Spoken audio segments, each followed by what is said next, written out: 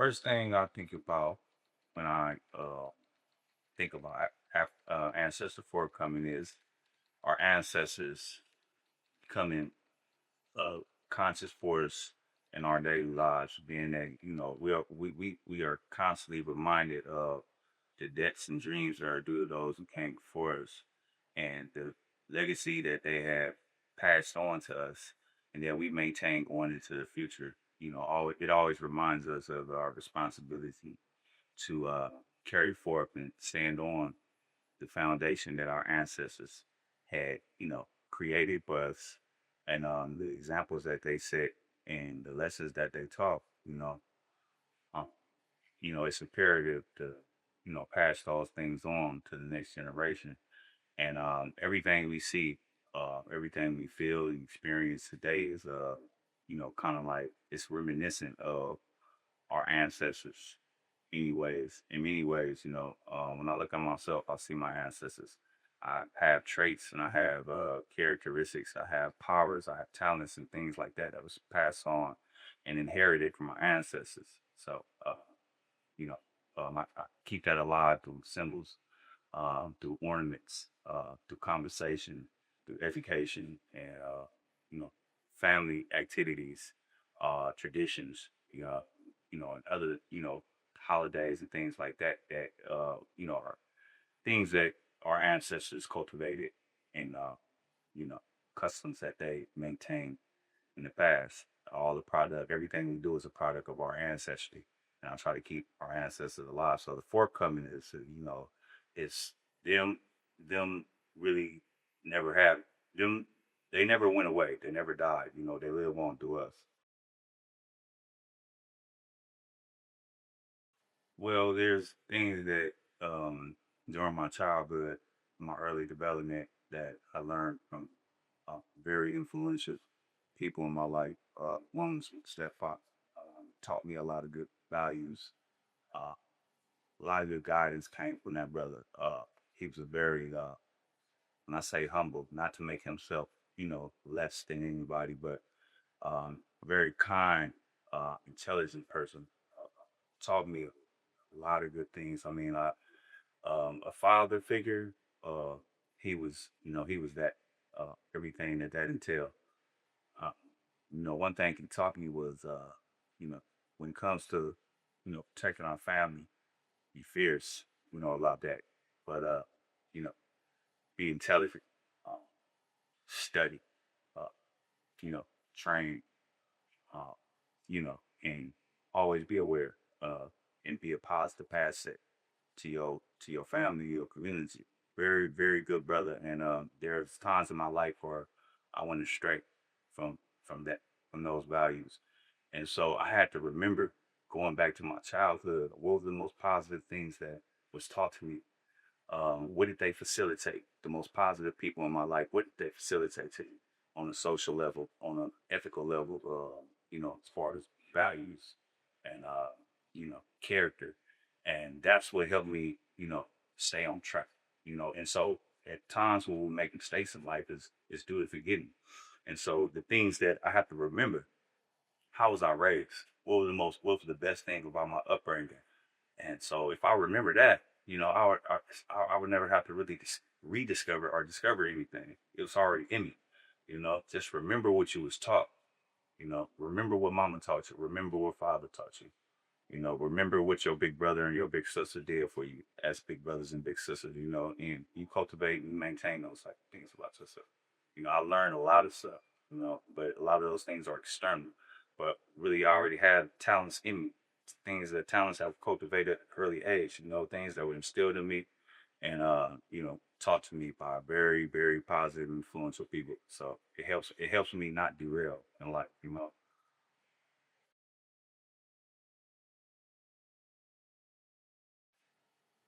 that's a good one right there. I look at displacement in many different areas of life. Uh, One thing I would say about displacement is it's not only a social thing and a political thing as far as like gentrification is concerned.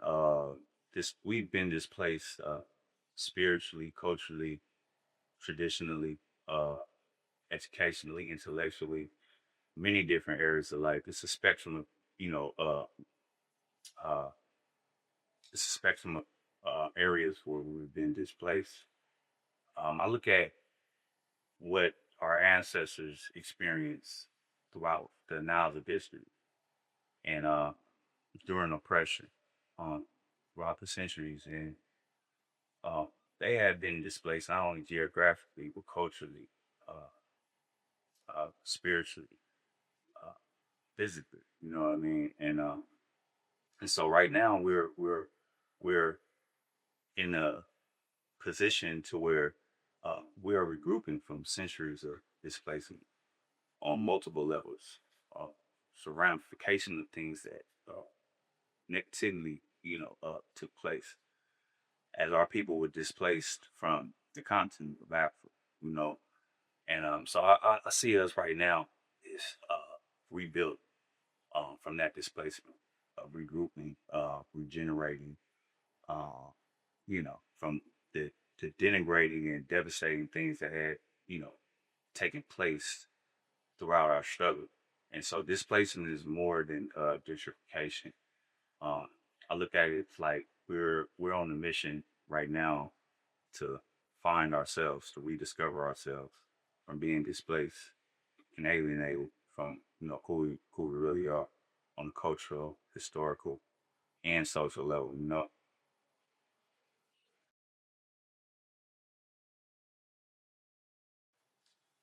The wisdom. I would say there's principles, universal principles um, that has been that I've learned over the years. You know, a lot of education and information that I've accumulated have taught me a lot about uh, life uh, on a you know on a physical level, on a spiritual level, on a social and cultural level, and a lot of wise teachings. I feel like a lot of times it's very simple. We get lost in a whole bunch of terms and phrases and philosophies if we're not careful. And it all boils down to everything has a root. If you can understand the basics and fundamentals about everything, uh, everything else, even the most complex things, would be very understandable. And there's a lot of wisdom that has been, given to me that I've learned, have been told to me orally by, otherwise people would have experienced a lot and lived through, a bunch of things. And one of the most wise teachings that I would keep and never let go is the quest of knowledge of self, understanding the self before you attempt to try to understand everything else. A lot of times, we live with ourselves our whole life. And sometimes, we learn so we get caught up in trying to learn things external to ourselves. And some of us can barely tell you about yourself. How many times do you really sit with yourself? How much do you understand your body as a mechanism on a physiological level, physical level? Uh, do you understand your anatomy? Do you understand your nervous system? It's like having a car and not really understanding how to work and operate the car. And that's how some of us go through life, not really understanding the self. So the quest for self knowledge, to strive to understand the self is probably the most wisest thing that I would hold on to.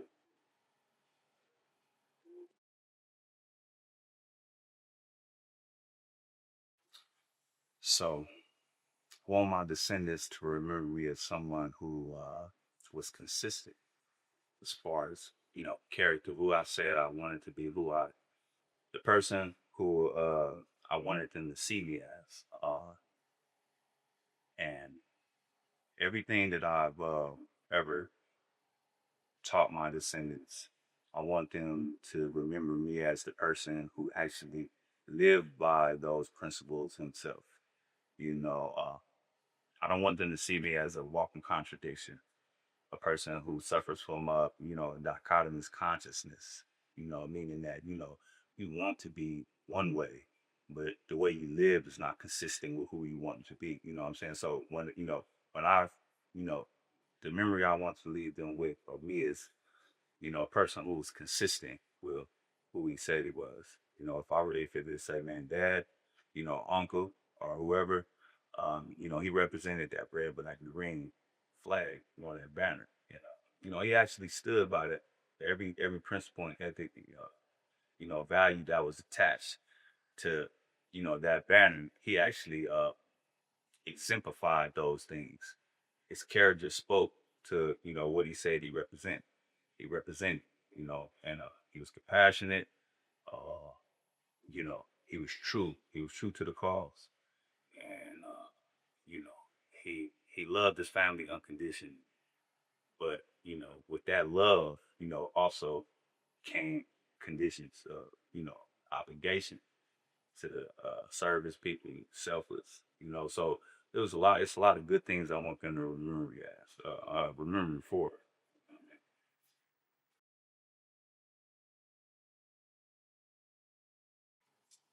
So if we think about the origin, the original purpose of Black August Memorial, uh, it's really simple.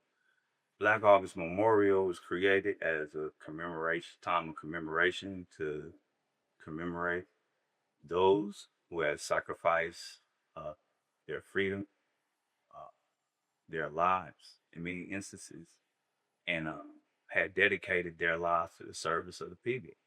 And so Black August is a tradition that we can continuously be mindful of in our everyday life. What does it mean to sacrifice today? What is our mission today?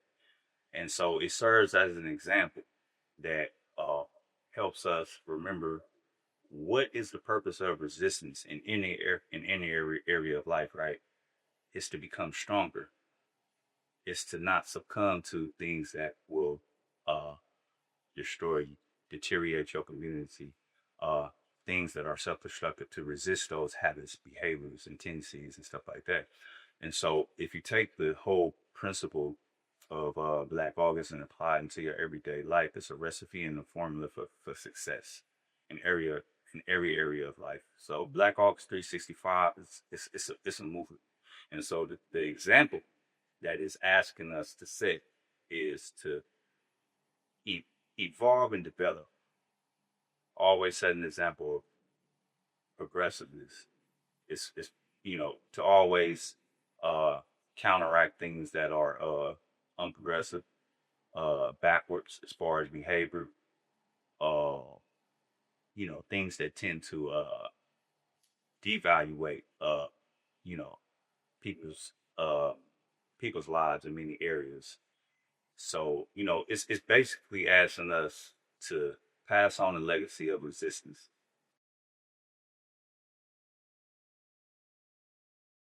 So Black August has two main components: Black August Memorial and Black August Resistance. And so the remembrance is just concept of being mindful. That's what commemoration means. It's to commemorate is to be mindful. And beyond remembrance, like, you got to understand, uh, there's uh, there's a concept that we have about waging a war within, because there are tendencies and behaviors sometimes that we have that are being uh, people, products of our environment, and things like that that we have to overcome. That we have to wage a relentless struggle with, to as far as to overcome, in order to enhance the quality of our lives, our families, our communities, our societies, so on and so forth. And so, beyond remembrance, you know, Black August is important because it teaches us what it is to honor our ancestors, honor people who sacrificed to create better conditions for the next generation.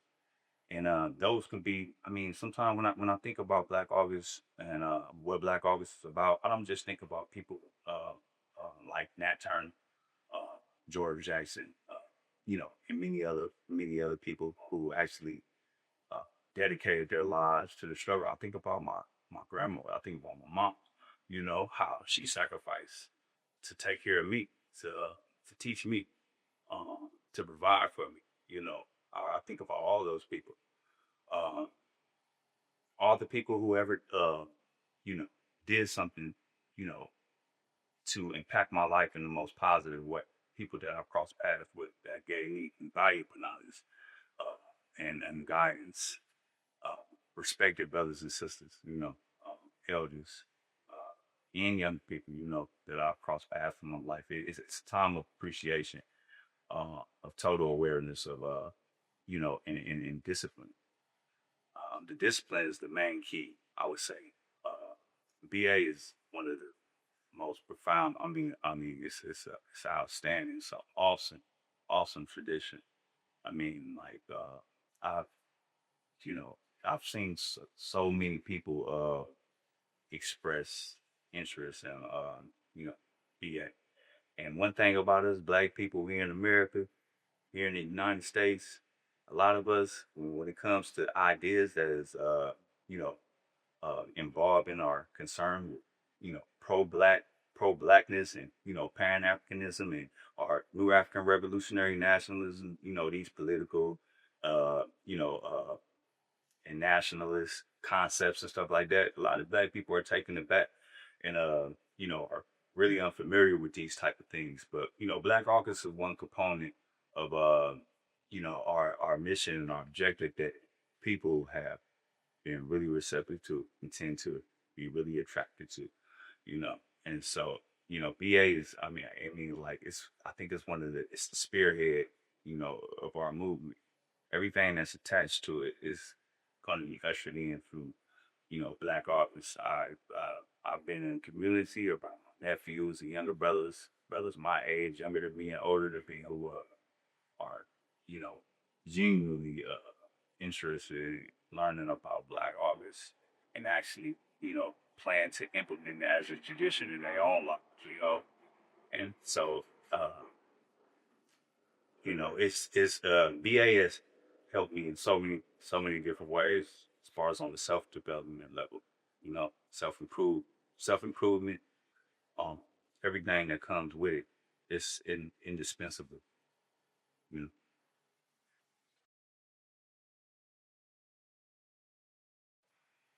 so if um if you allow someone else to tell your story, they can tell it how they want to.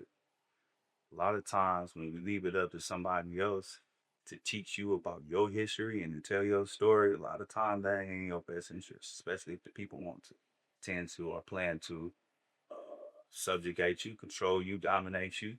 Uh, you leave it at the, you know, whim of these people, caprice of these people to uh, basically control your destiny. So they get to write your story, uh, whether that's going to be a good ending or a bad ending. So if we want to take control of our destiny, it is very important for us to teach our history to our children. It's like there's been a lot of controversy about the public school system here in the United States saying to take Black history out of schools. So what? Let them take it out of school. Why are we planning? Why are we, depending on somebody else in many cases the enemy to teach our children about their own history anyway. That's for us to do. Let them go to school and learn science and mathematics and all that stuff. But when it comes to value and history and ethics and economics and stuff like that, we teach that to our children. That's our responsibility. That's our duty. You know, we write our history. We control our destiny.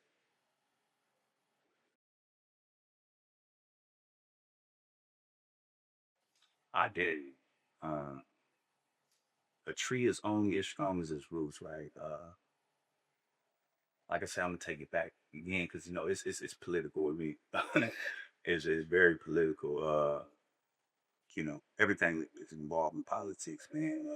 Who's gonna get where, and where, how, why. Uh, you know, and our history is full of lessons on, uh, overcoming obstacles and challenges up against our, oppressor and their, this war of the mind of, trying to subdue us, subjugate us, and dominate us mentally, socially, economically, uh, materially, manipulation, coercion, force. And so, you know, in interwoven into the pages of Little Legends, the book Little Legends is examples of how these different historical figures, um, had overcame challenges throughout the struggle, uh, the sacrifices that they had made, the principles that they upheld, and the examples that they had lived by. Every poem speaks to the character of the actual historical figure.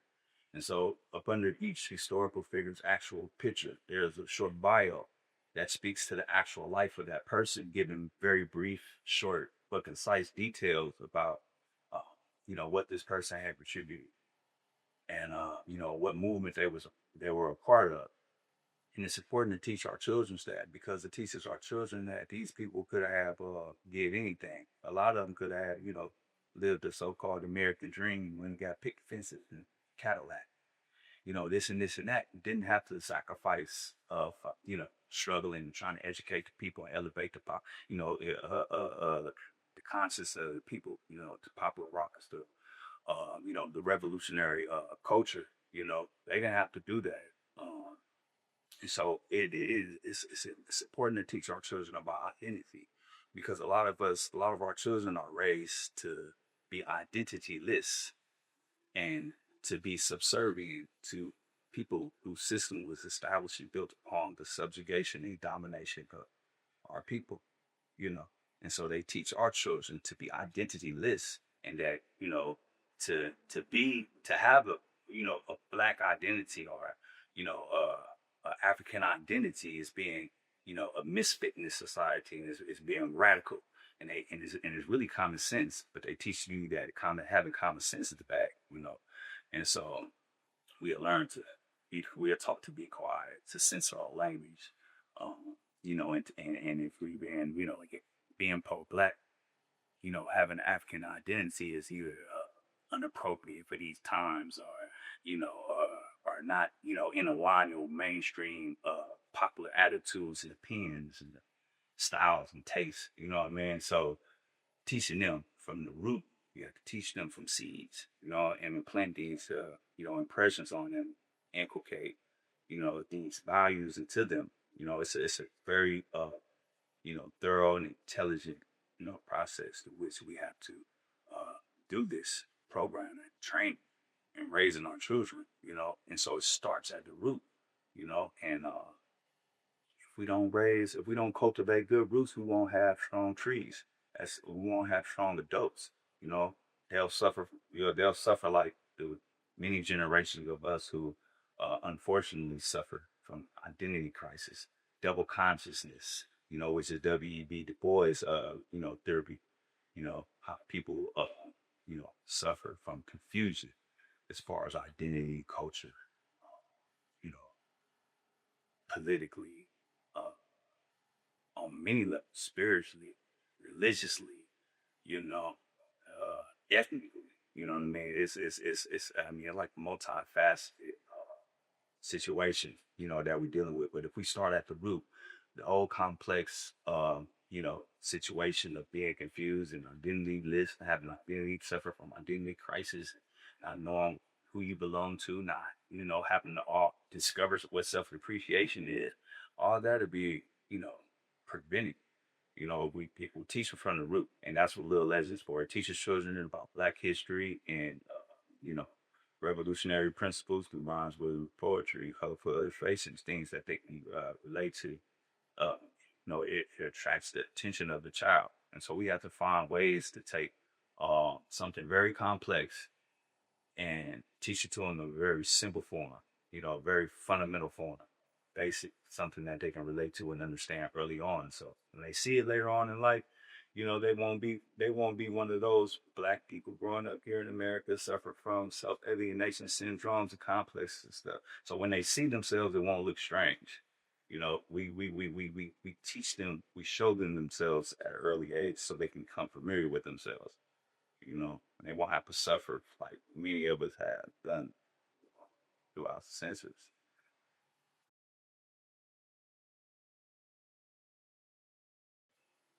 A strong uh, family values, strong, really strong family system, uh, family units to teach the importance and imperativeness of family togetherness, being able to uh, solve our problems together. You know, uh, collective work and responsibility is the principle that I think that needs to be, must be, should be cultivated in every family. And so some of these things weren't really cultivated in my family. And it was because they did the best they could with what they had to raise us, to teach us, to guide us, and stuff like that. But I felt like uh, certain things were forced. So, um, in my family, I've seen a lot of dysfunctionality. So if we can help, if there's one thing that we should do, in our communities, I know a lot of people uh, experience the dysfunctionality and the lack of family unity and togetherness because of the mode of today, as far as on the economic and industrial level and the technological level. It's kind of like it's destabilizing, dismantling, and disrupting a lot of traditional values. Cultivate family togetherness and show children that fam two-parent households is an important thing that we really, really need to keep, going. And we need to break the cycles of broken families and not run from our problems. These days, I see people, you know, uh, they'll break up over the most simplest things. And I'm really pro family and pro relationship because, the broken family is the thing that has, disrupted and hindered the progress of our people for years upon years, and so that's one thing that I would say, man, that I would try to teach, man, is these children how to solve problems together, and cultivate strong family.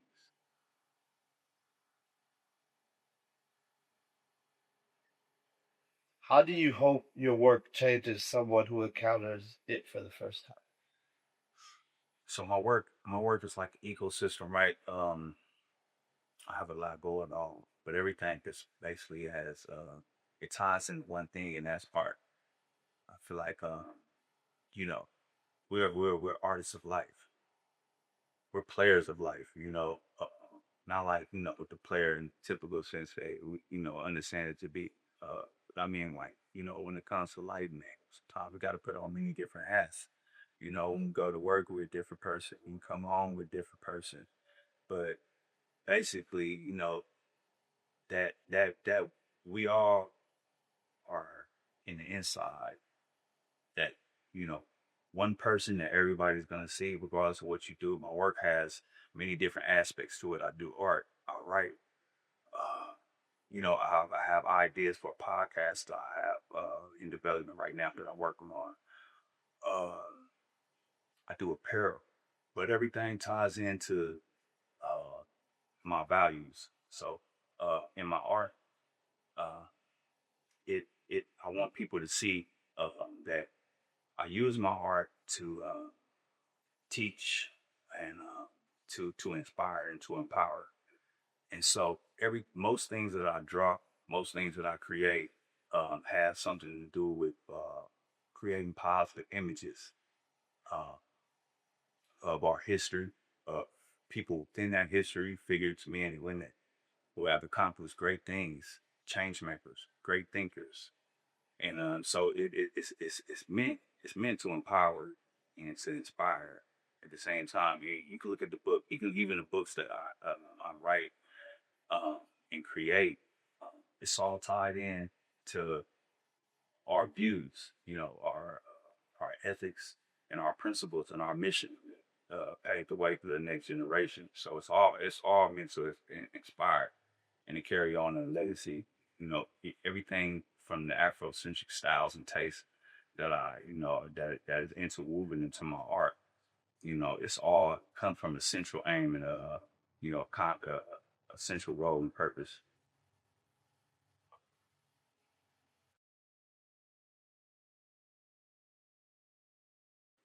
I've had to sacrifice things that I wanted, that I desired to do.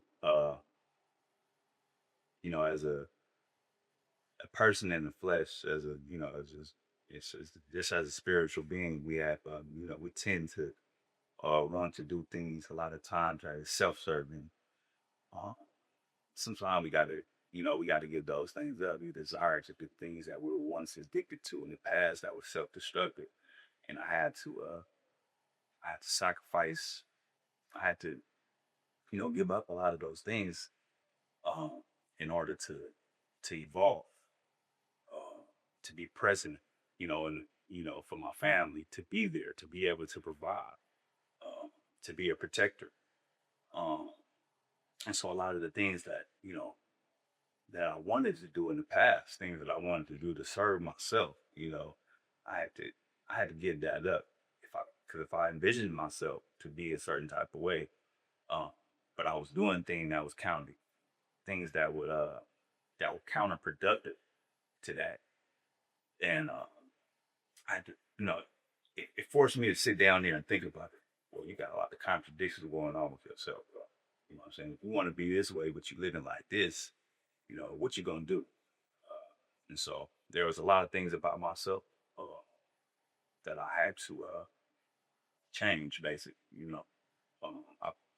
I did 9.5 years straight prison. Uh, I can't get all the credit to the things that I learned in prison, um, or the prison system itself for the positive changes that I made.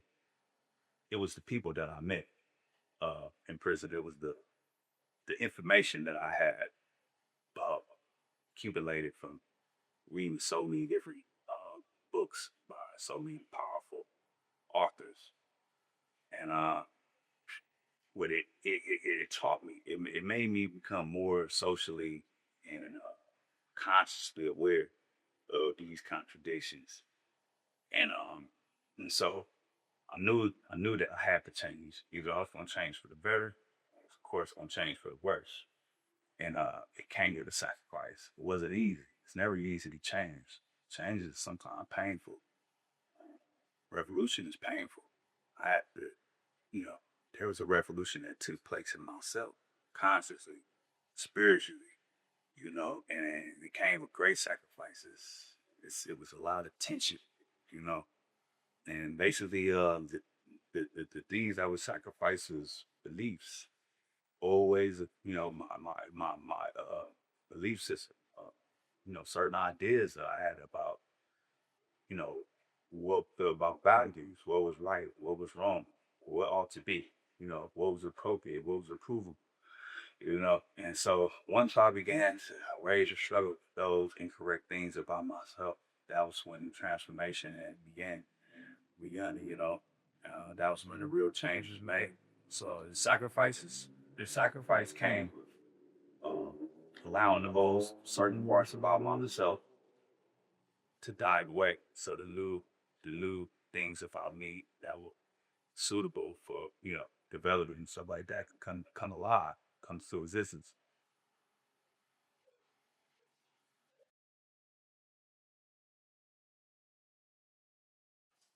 Um, I think both.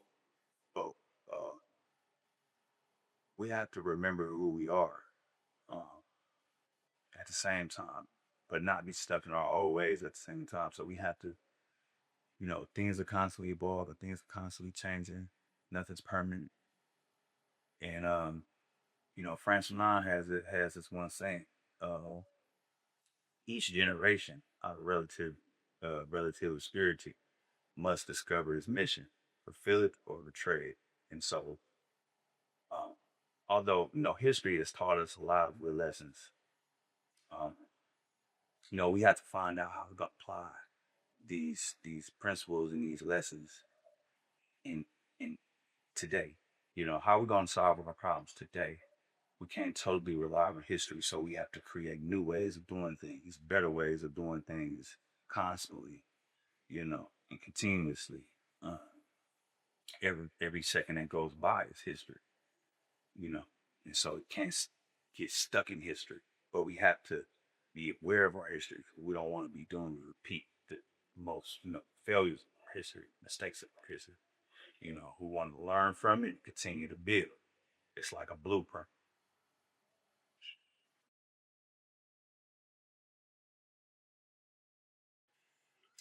Oh, I would say, yes. I mean, yes. Somebody can leave culture, uh, this place without ever leave it home. Sometime, culture, one of the root words of that is like cultivate. Sometimes certain important aspects, necessary aspects for our survival, our well-being.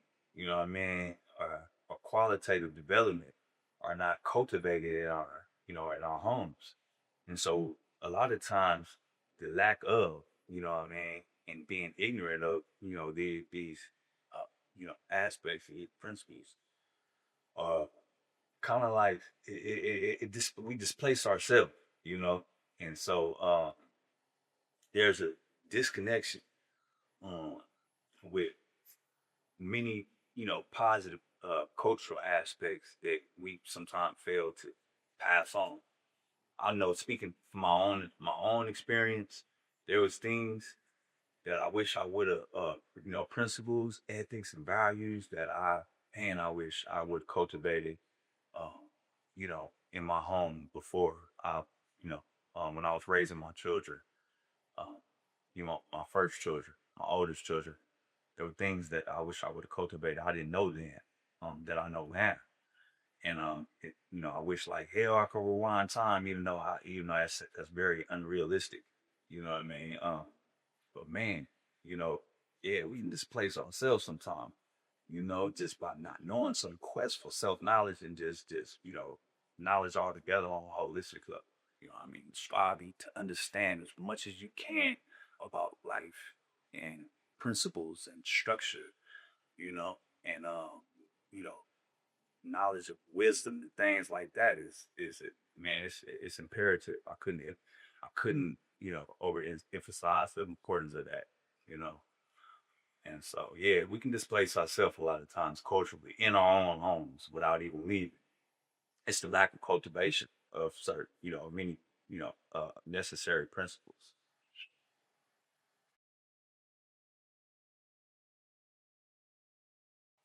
It's okay to be pro-black. And pro-black means for and by your people, for in support of, the progress and well-being of your people. It's okay to be exclusive. You know what I mean? It's okay because everybody else is. The Chinese, the the Arabs or whoever. You know what I'm saying? The Indians. I'm talking about the Eastern Indians. Uh, white people, so on and so forth. Man, all these people accomplish and maintain what they have gained and what they have because they are exclusive and they are pro them. It's okay to be pro black. Pro black is not anti anybody else.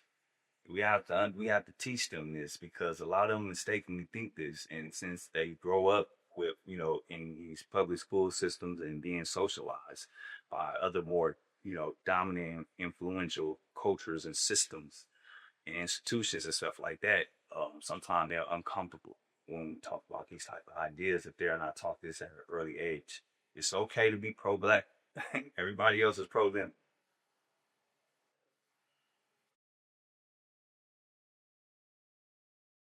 That. discipline. It's a Black August to me. It's like a new year. It's a time of renewal. Um, it's like when people come with New Year resolutions and things like that.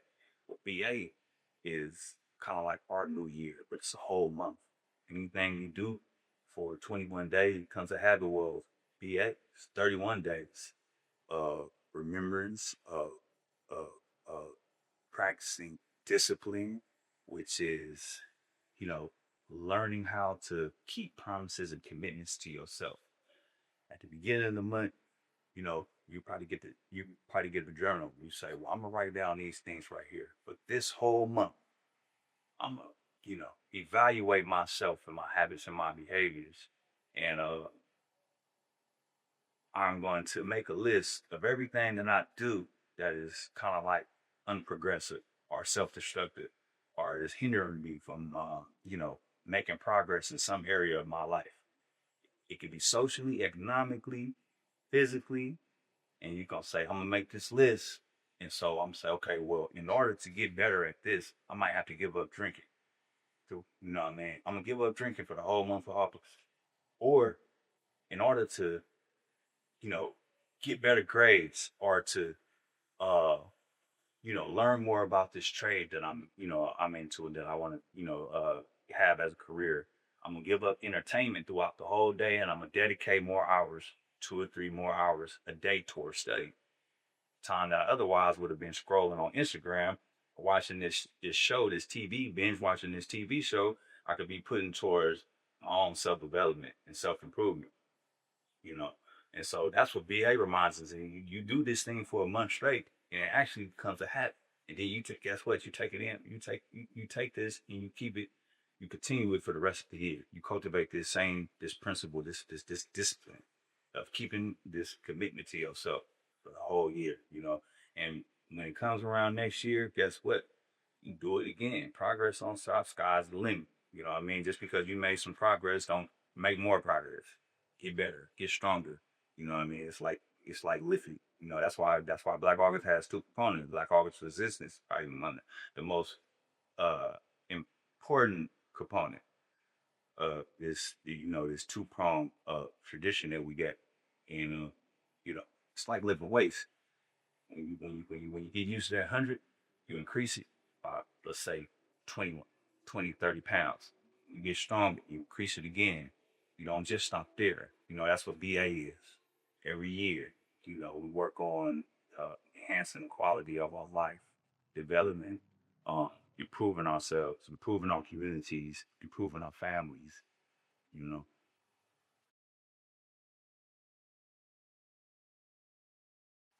Okay, so Black August is coming. Black August is almost here, man. And I'm a big proponent of art, the togetherness and the peace between our youth on the streets, man. And I really challenge brothers and sisters, you know, all across the nation to cease violence and self-destructive behaviors uh, upon each other.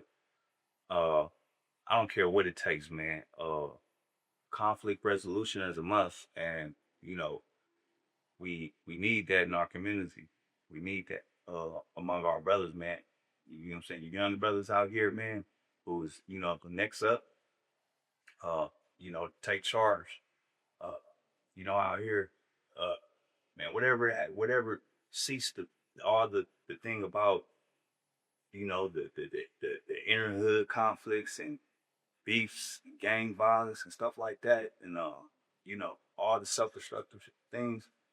You know, I know we need things. I know, we all out here trying to survive the best way we know how, but cease doing things that help them demoralize us. You know what I mean? As far as crime, uh, violence on each other, the ideas that we have in our heads about how we always got to have guns on us because there's another brother out here that might do something to you. You know what I mean? If we all can change the way we think about each other, I mean, like, man, the type of progress that we make is would be man, it'd be unthinkable, man. I mean, you know, just based on certain ideas that we have in our head, man. If for this August, cats would just think about, don't think of another brother as being your enemy, and you know, sit down and come together with cats in the community to figure out ways that we can, uh, survive without having to resort, uh, you know, to criminality, because it doesn't serve us at the end of the day. Uh, there's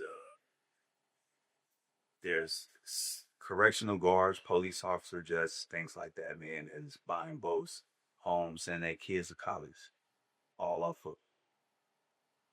of us, So if we think about it in that way, for once in our life, use BH to remind you of the importance of position against things that is self-destructive, not succumbing to the things that's gonna prevent us from making progress and helping other people to constantly and continuously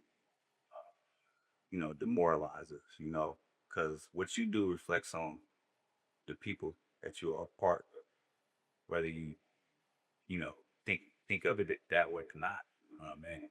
And so BAs to help keep us, mindful of, purpose, having common sense of purpose and life, you know. Just because you're from the East Coast and I'm from the West Coast, don't mean we don't represent the same thing. At the end of the day, we are part of one body.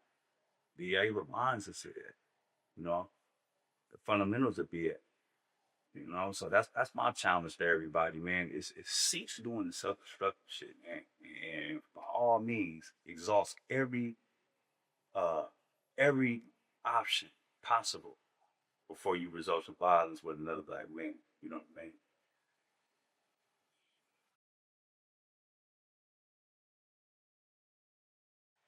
Uh, yeah, that's a qualification too.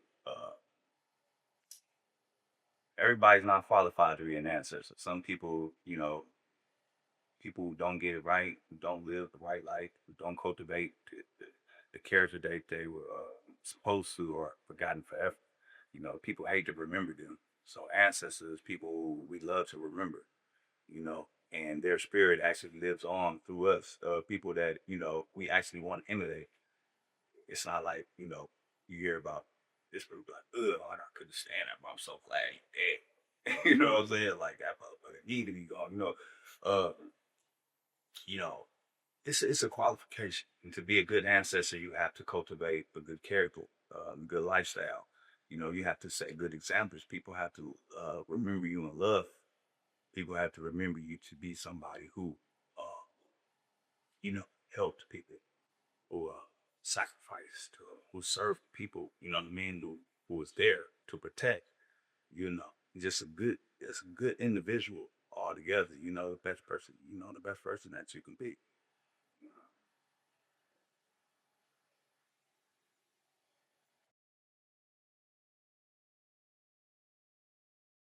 That we have a higher purpose that we want to realize. We use the excuse that we human, and so human people are born to sin, and are it said sin is inevitable. Coming from kind of like the Christian like concepts about sinning and being human. I think that's a poor excuse. We are God beings. We're we're created in the likeness of God, and that's a responsibility that nobody, people try to avoid and or ignore. And they make excuses for the laziness and the shoddiness and the illegitimate things they would do through the the rationalization of being a human.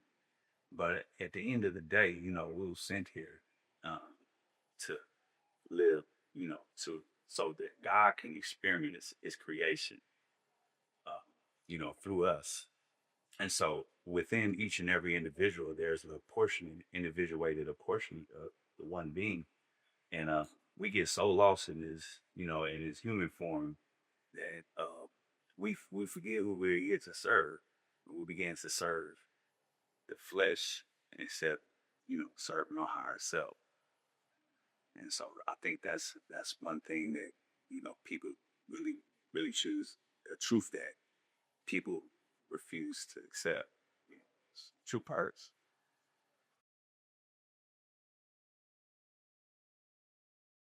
Our ancestors are waiting for us to pick up the torch and carry on that legacy. Our ancestors is ready for us to actually apply the solutions that they already laid out. Like a lot of people say, man, you know, uh, there's a whole bunch of problems, but there's no solutions. Like we got cleaning solutions. We just don't use it. Like, come on now.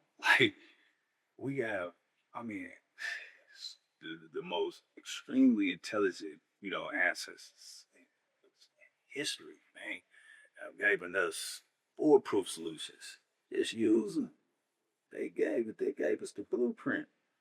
They waiting on y'all like, man, we did all this work for y'all not to say that ain't nobody came with no solutions. I hear that a lot. That's an excuse again.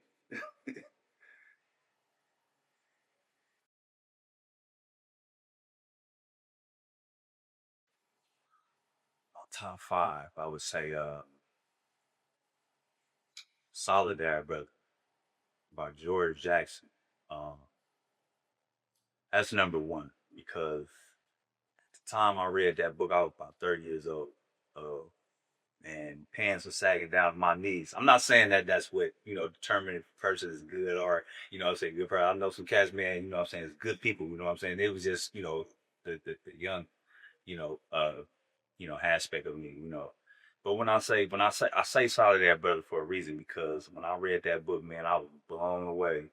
I couldn't believe that, I mean, how intelligent, how eloquent, and how articulate this brother was. It was like, man, this is just what I needed to hear. I mean, that book was the beginning of my transformation right there. I had read that book, uh, man, like I had read books before that, like Mass Incarceration, the New Jim Crow Mass Incarceration, the Age of Color Blindness, and everything else. But when I read George Jackson, man, like that was, whew, that was a turning point in my life right there. He represented transformation, and I had I can relate to what he was going through. Was part of product of the same system. Although he was from a different time, the teachings and lessons and experiences, talked about and conveyed in that book, is very relatable, to the time, to these times. And so that's number one on my list. The second would be the Blueprint for Black Power by Amos and Wilson. Um, the cultural, political imperative in the 21st century, in the age, and especially in the age of essential reading in the age of Obama. That book right there, when they say Blueprint for Black Power, I mean it literally is it's blueprint. I mean, in there are recipes and formulas for uh, nation build. He talks about it's a 850-page book. I mean, he talks about everything from the different forms of power. He breaks down the institutional and structural, you know, design of society, the government, and he talks about economics. He gives examples of other ethnicities have achieved what they have achieved and accomplished through uh, cooperation, coordination, collectivism and stuff like that. He talks about the Nation of Islam. He talks about the power of the black church. And he talks about how, as black people, if we, looked at ourselves as a nation within the nation, how we can bring all these different components together and all pull all these different resources together, what I'm saying, on an economic level. Um, our human capital, our ideology, and how powerful we could be, if we understood the potential that we have, you know, um, and the will to achieve that. You know, he gives guidance, clear instructions on how to do that.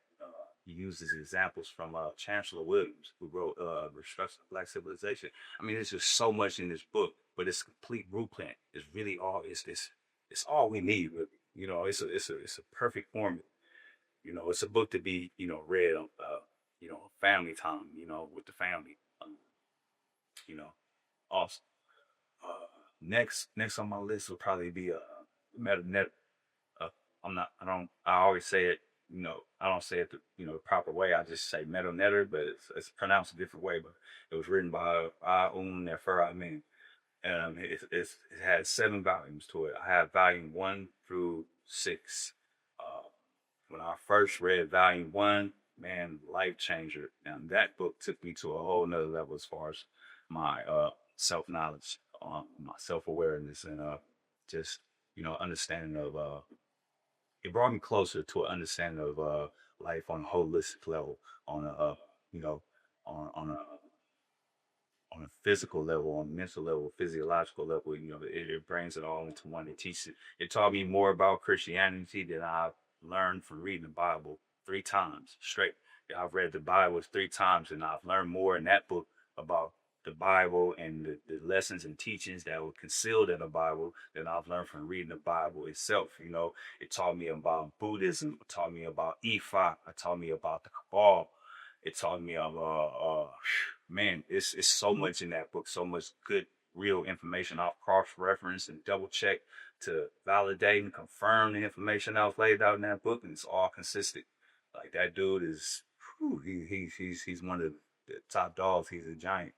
Um, Fourth would be Black on Black Violence, another book by Ancestral Wilson. The subtitle is Psychodynamics of Black self-annihilation in service for white domination. That's a cold book. It's raw, and I think that book is very suitable for and necessary for people coming from the other side of the light, under glass, coming from the hood, and having experience life coming up in the streets and stuff like that. Have been jail prison, and those who ain't been to jail prison who had experience things coming from our background, the Euro American created ghettos and stuff like that. All the negative aspects that came to growing up in that environment. Some of the things that we experience on psycho analytical level, what I mean? Some of the things that we are unaware of, things that have been embedded in us, that we are very unconscious of, as far as that influences the way we behave towards each other. That book taught me so much about myself. Just the ideas that that brother explores in that book. He's man, it's definitely a required read, for us, and it helped change the way uh, uh, you know, uh, operating in life, and it helped change my views about many things, as far as like I began to discover and realize a lot of the self hate that I had within myself, and the poison that I had in myself towards my fellow, what I'm saying, black men and women. And I ain't saying the change ain't instant, because it's a matter of application, applying the knowledge. After that, after you do this information, but it was the beginning. It was at that the onset you know um of this transformation, as far as our mentality and stuff like that. Another good book, man, is highly recommended. Fifth would be I would say, and so many of them. Another good one is the uh Psychopathic Racial Personality by Bobby Wright. It's an anthology of essays. That book is raw, because man, it teaches you a lot about how this system, how the white supremacists thinks, the social logical ways that these people think, and how all every system that they established and created, maintain, is a reflection of how, what I'm saying, how these people think and how they act towards other people in the world. why things are, the way they are. Very good, very about ideas was laid out in this book, you know, and information. If anybody want to understand, that aspect of things, I would say that's a very interesting book for you.